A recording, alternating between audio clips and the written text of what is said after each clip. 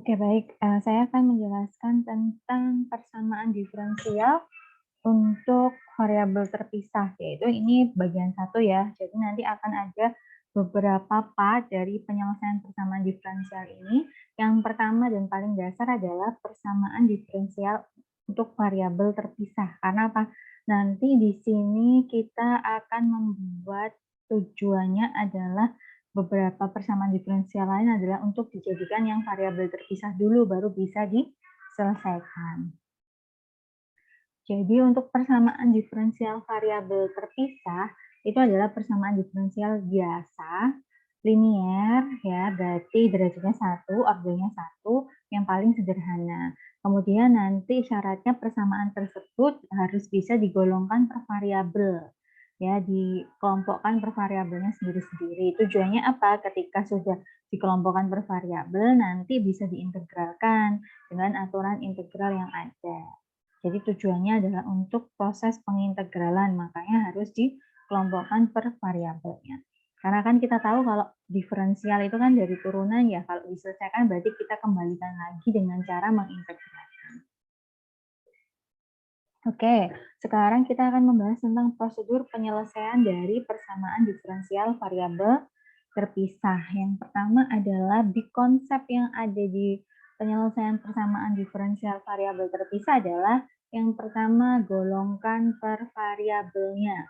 Ya, jadi contohnya kalau nanti ada suatu persamaan diferensial variabel, golongkan Y di Y, X di X. Nanti kan akan ada Y aksen. Nah, Y aksennya ini kamu bisa bentuk ke bentuk notasi Leibniz-nya yaitu dy per dx ya, sehingga nanti di sini dx-nya kita buat kita kalikan semuanya dengan dx sehingga dx yang pecahan sini hilang, sehingga di sini akan ada gy dy dan fx dx. Nah, inilah yang udah disebut variabel terpisah ya. Nah, ketika sudah benar-benar terpisah variabelnya, dengan adanya dy sama dx ini, makanya kita bisa membuatnya, mengintegralkannya. Jadi karena integral itu kan harus ada ini, simbol ini. Jadi karena ada ini sudah langsung kita bisa integralkan kanan dan kiri. Yang kiri diintegralkan terhadap y, yang kanan diintegralkan terhadap x. Nah, kemudian setelah selesai proses pengintegralan, kalian akan mendapatkan penyelesaiannya tapi secara umum. Dan kenapa kita bilang umum? Karena kita tahu kalau integral dari suatu fungsi yang integral tak tentu, nggak ada angkanya batasnya, maka hasilnya adalah plus C, di mana C itu konstanta. Ya, konstanta sembarang isinya berapapun boleh. Nah, karena ada konstanta di sini, maka inilah yang menyebabkan dia masih dinamakan penyelesaian umum. Ya. Nah, kalau kita buat khusus bisa dengan cara ada syarat di soalnya ketika x-nya sama dengan 0, y-nya berapa gitu ya. Nanti ada syaratnya yang bisa membuat ketemu konstantanya. Jadi khusus itu kalau C-nya nanti diketahui dengan adanya syarat-syarat atau Y-nya 2, macam-macam. Gitu ya. Selanjutnya kita masuk ke contoh soal. Yang pertama, kita ada yang paling sederhana adalah 4Y, Y aksen sama dengan 9X kuadrat. Ya, ini derajatnya 1 karena turunannya adalah Y aksen saja ya, jadi makanya derajatnya 1. Nah, kalau ada seperti ini alangkah lebih baiknya kalau dirubah ke bentuk Leibniz ya. Jadi nanti kita buatnya jadi 4Y dy per dx sama dengan 9x kuadrat. Nah, setelah ini kita mau buat pecahannya hilang, maka kamu kali kedua ruas dengan dx ya. Jadi hasilnya adalah 4y dy, dx-nya saling membagi, tapi yang di sini harus jadinya ada dx-nya. Seperti ini ya. Nah, inilah yang disebut sebagai variabel terpisah. Kan udah terpisah x sama x, y sama y. Nah, baru makanya kita bisa mengintegralkan 4y dy sama integral 9x kuadrat dx. Ya, integralkan seperti biasa, 4Y DY diintegralkan jadinya 2Y kuadrat plus konstanta 1. Kita kasih perbedaan di sini kalau 9X kuadrat plus konstanta 2. Nah, konstanta 1 sama konstanta 2 itu nggak sama. Kenapa? Karena kita nggak tahu konstanta 1 berapa, konstanta 2 berapa. Dia bebas sembarang. Oleh karena itu, kita bisa memisalkan lagi dengan cara 2Y kuadrat sama dengan 3X pangkat 3 plus C. Di mana C besar itu sama dengan C2 min C1. Boleh, boleh. Ya, dengan catatan seperti ini. Nah, ini adalah penyelesaian umumnya. Ya. Nah, gimana kalau khusus? Coba, kalau khusus berarti mungkin ada syaratnya ya. Makanya kalau ada khusus itu syaratnya ketika X sama dengan berapa? 2 umpamanya gitu ya.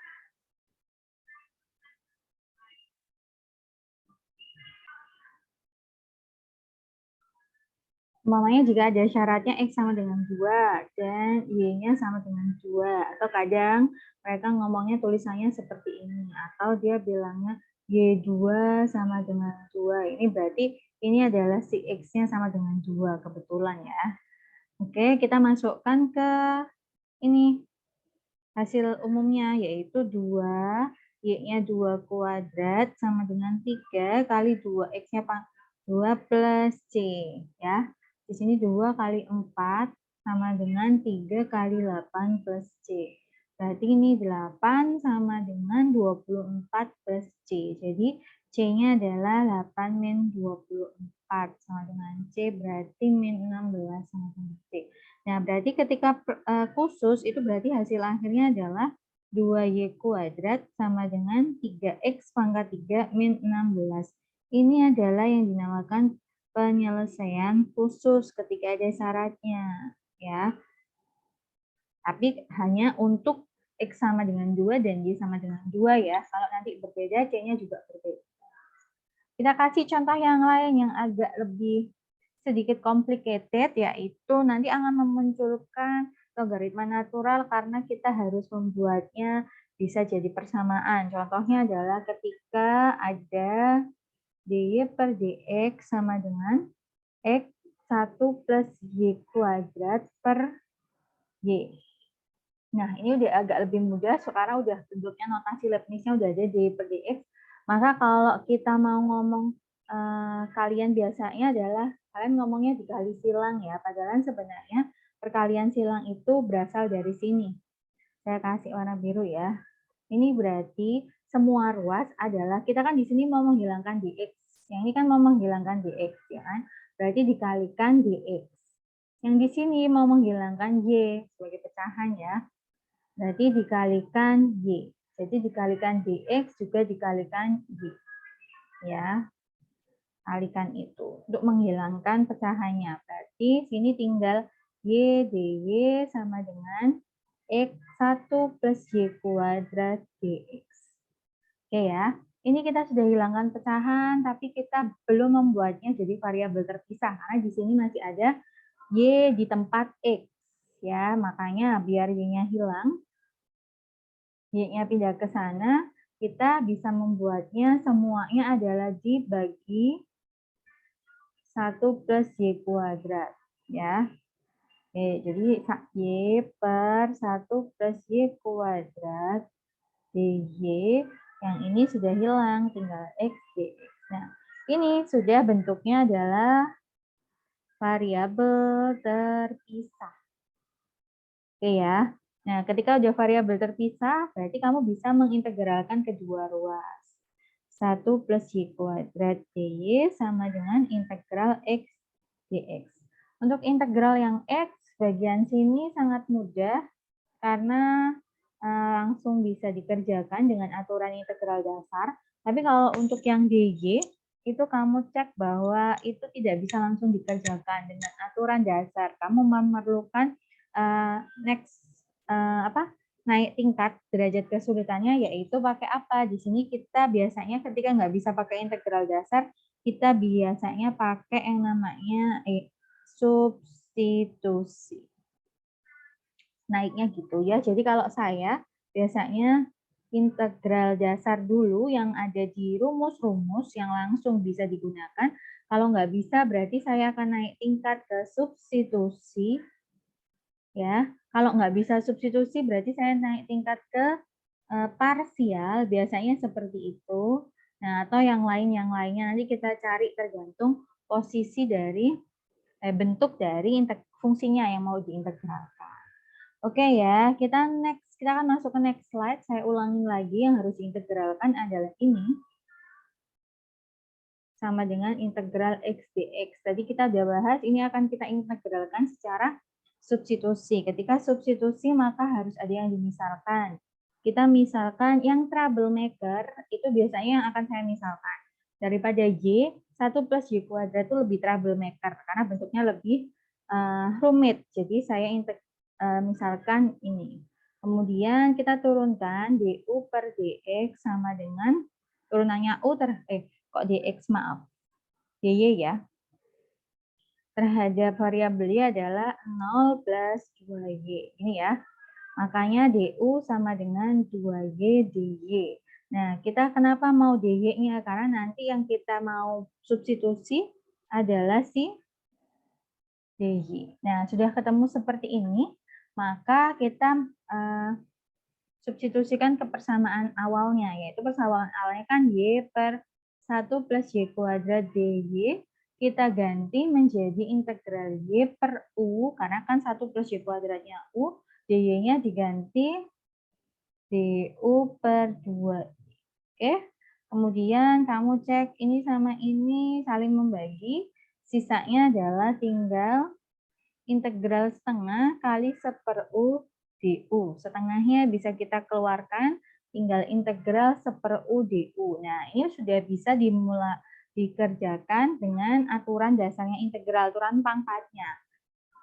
Atau kalau 1/u kan ada aturan khusus, jadi hasilnya adalah ln nilai mutlak U. Ini ya, harusnya plus C, tapi nanti C-nya akan kita kumpulkan di akhir, sehingga jadi C besar, ini C1 ya, nanti jadinya C besar. Di sini setelah kamu dapat hasilnya, kamu harus kembalikan lagi nih ke bentuk aslinya, yaitu U-nya harus sudah ganti jadi ln 1 plus Y kuadrat plus C1.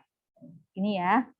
Oke, kita sudah ketemu yang pertama. Nah, yang kedua ini kalau 1/x integral x dx ini gampang sekali, tinggal langsung jadinya adalah setengah x kuadrat plus C2, umpama gitu ya. Baik, karena sudah ketemu dua-duanya, kita next slide. Jadi tadi kita dengan integral substitusi sudah menemukan bahwa untuk integral y plus 1 plus y kuadrat dy, kita ketemukan hasilnya adalah setengah ln 1 plus y kuadrat plus C1 sama dengan ini setengah x kuadrat plus C2. Gini ya. Nah, akan kita kumpulkan dulu C-nya, sambari kita mau menghilangkan setengahnya ya. Biar setengahnya hilang kan berarti dikali 2. Gini ya. Jadi ln 1 plus y kuadrat, ini pamannya 2C1 sama dengan X kuadrat plus 2C2. Kumpulkan. 1 plus Y kuadrat sama dengan X kuadrat plus C. Di mana C besar itu sama dengan 2C2 min 2C1. Nah, ini ya. Oke, kita sudah punya. Nah, dari sini kita nggak bisa langsung mendapatkan hasilnya karena apa? Di sini dia nggak sama. Satunya bentuknya logaritma, satunya bentuknya pangkat. Maka kita harus membuat dia bentuknya sama. Mau logaritma semua atau mau pangkat semua. Nah, biasanya kalau udah logaritma semua, kita bisa menghilangkan logaritmanya dengan mengambil basis ininya saja ya nanti. Tapi oleh karena itu kita buat dulu ke bentuk logaritma. Yuk kita buat ke logaritma, kita tahu ln itu adalah logaritma natural, di mana basisnya itu adalah bilangan Euler, atau kalau biasanya kita ngomong log 7, itu berarti basis di depannya, atasnya ini adalah 10, itu adalah kesepakatannya ya. Nah, ketika kita ngomong ln, itu berarti kita ngomonginnya basisnya adalah E. Ya, E log bla bla bla itu sama dengan E log 7. Itu sama dengan len 7. Ya, jadi kita ngomong len 7 itu berarti logaritma natural dengan basisnya adalah bilangan Euler ini. Oke, nah di sini kita udah punya len ini, yang ini nggak ada lennya, maka kita cari trik supaya X kuadrat itu berubah jadi ada lennya. Gini ya. Nah, kita punya informasi bahwa len itu adalah E pangkat E. Basisnya Euler. Nah, kita tahu bahwa sifat dari logaritma adalah ketika ada A log A itu sama dengan 1. Benar ya? Nah, berarti karena bilangan Euler, kalau E log E itu sama dengan 1. Ya. Atau kita ngomongnya len E itu sama dengan 1. Nah, di sini berarti kita bisa ambil itu berarti len E, ya, berarti kan ini log, ini juga basisnya harusnya E. Len E itu sama dengan 1 dikalikan, apa namanya, X kuadrat, ya kan? Nah, X kuadratnya saya kasihnya di depan dulu aja. Boleh kan? Karena perkalian adalah ini. Bisa dibolak-balik sifatnya. Nah, dari sini, ingat sifat logaritma yang lain, bahwa ketika ada log A pangkat 2, itu kalau dirubah bisa jadi pangkatnya pindah ke depan 2 log A. Dan ini berlaku bolak-balik ya. Jadi di sini nanti ini akan bisa berubah jadi len E pangkatnya X pangkat 2. Itu dengan sifat logaritma yang tadi ini.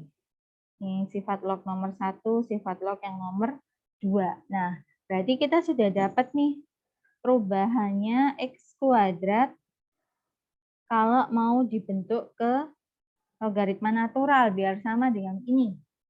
Ya. Jadi len E pangkat X kuadrat. Gitu ya. Baik, nah sekarang berarti kita tuliskan ulang. Kita tadi terakhir punyanya len 1 plus Y kuadrat sama dengan X kuadrat plus C. Tadi dengan perubahan tadi kita bisa mengubah Y kuadrat menjadi len, jadinya ada len E pangkat X kuadrat plus. Nah, C kan berarti harus dilenkan juga. Nah, berarti kita buat len C. Itu aja nggak apa-apa. Gimana nanti C-nya kita buat persamaan itu tadi dengan syaratnya. Ini sekarang kita bahas len C ya. Kenapa C-nya berubah ke len C? Ya, dengan syaratnya adalah E pangkat C0.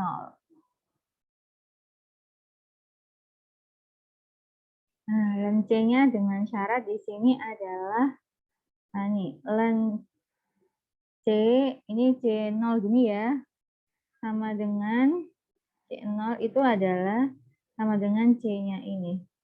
C yang atas. Jadi dimisalkan di sini. Kalau ini boleh dimisalkan, kenapa? Karena kita nggak tahu konstantanya berapa. Kalau yang tadi X kuadrat, kita nggak bisa memisalkan karena ada nilai X yang harus berubah variabelnya itu. Makanya kita harus lakukan manipulasi di X pangkat 2-nya biar keluar bisa diubah bentuknya ke bentuk logaritma.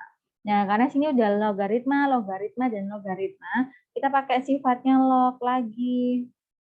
Sifat log di mana log A plus log B itu sama dengan log A kali B. Ini ya. Nah, pakai sifat ini kita masukkan ke sini, jadi hasilnya adalah maaf, oh ya benar, 1 plus Y kuadrat, yang depan kan nggak ada ya, sama dengan len E pangkat X kuadrat kalikan C0. Ini ya. Nah, karena sudah bentuknya seperti ini, persamaan di mana ini satu sisi dan ini satu sisi semuanya logaritma natural, maka kita bisa ambil yang disamakan adalah bagian ininya saja. Jadi hasilnya adalah 1 plus Y kuadrat sama dengan E pangkat X kuadrat kali C0. Ini adalah hasil penyelesaian umumnya. Itu ya, dari persamaan diferensial yang tadi kita kerjakan secara bersama-sama ya. Jadi nanti ketika muncul logaritma natural di mana di integral itu beberapa aturannya akan membuat Anda memunculkan itu sebagai hasil integralnya, maka harus ingat-ingat untuk membuatnya bisa jadi suatu hasil penyelesaian persamaan harus sama. Ketika ini ln, dia juga ln. Dan ketika dia posisinya udah ln semua, kamu cek apakah ada namanya ini operasinya, penjumlahan, pembagian, pengurangan, atau apapun, kamu buat sampai bentuknya benar-benar A sama dengan B. Nggak boleh, bukan berarti A sama dengan B plus C. Ini enggak, ini harus benar-benar satu suku semuanya baru bisa dibuat penyelesaian umumnya. Oke, baik, jadi itu adalah persamaan diferensial untuk variabel terpisah. Di konsep yang harus kalian point out di sini adalah yang pertama adalah tentang penguatan untuk pemahaman pada aturan-aturan dasar integral ya yang tadi itu. Jadi kalian coba cari beberapa aturan dasar integral yang mungkin bisa langsung pakai. Jadi kamu langsung pakai ketika dia tidak ada di aturan dasar yang bisa langsung pakai, maka ingat ketika nggak ada di aturan dasar, berarti kamu harus naik coba ke substitusi. Integral substitusi. Kalau nggak bisa lagi coba ke parsial, ya kan? Kalau nggak bisa lagi dicek apakah dia itu masuk substitusi yang merasionalkan. Ada itu biasanya bentuknya ada akar-akarnya, ada bentuknya, ada 3 kasus nanti di sini biasanya ada A, B, C.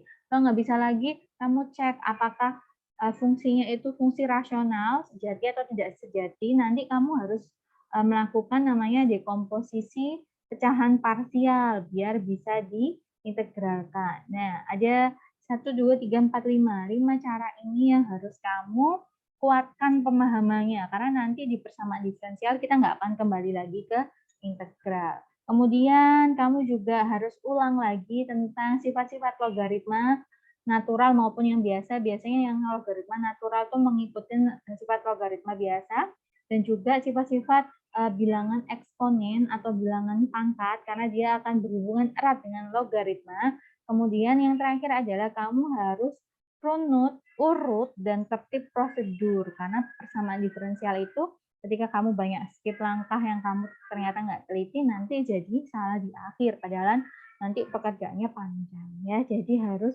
urut dan tertib prosedur dan juga teliti. Oke, baik.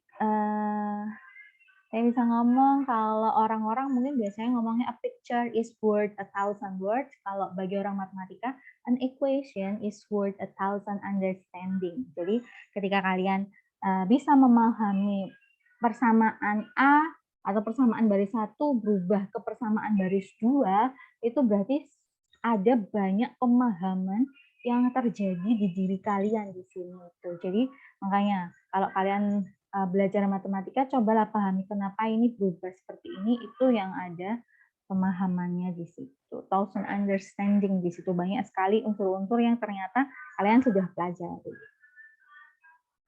Kalau kalian mau big impact understanding di differential equation atau persamaan diferensial, yang pertama yang saya sarankan sebagai orang yang lebih dahulu untuk mempelajari ini ya daripada kalian adalah do it, kerjakan, ya kan? Ya, kerjakan, kamu bisa lihat contoh dulu, kemudian contohnya ditulis ulang, biasanya saya seperti itu. Tulis ulang dengan bahasa saya sendiri. Nah, ketika saya udah bisa melakukan itu, maka saya akan bisa memahaminya. Kalau mau ngecek memahaminya gimana?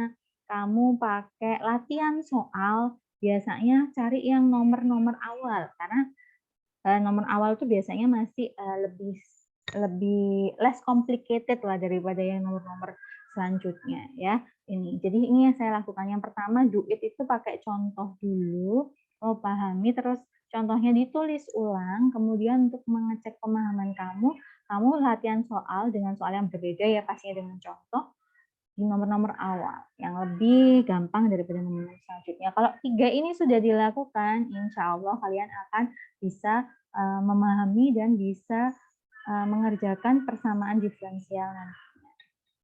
Terima kasih atas perhatiannya. Semoga ini dapat membantu kalian untuk memahami bagaimana menyelesaikan persamaan diferensial untuk variabel terpisah dulu. Kita akan ketemu lagi di part selanjutnya untuk persamaan diferensial tipe lainnya. Saya tutup. Assalamualaikum warahmatullahi wabarakatuh.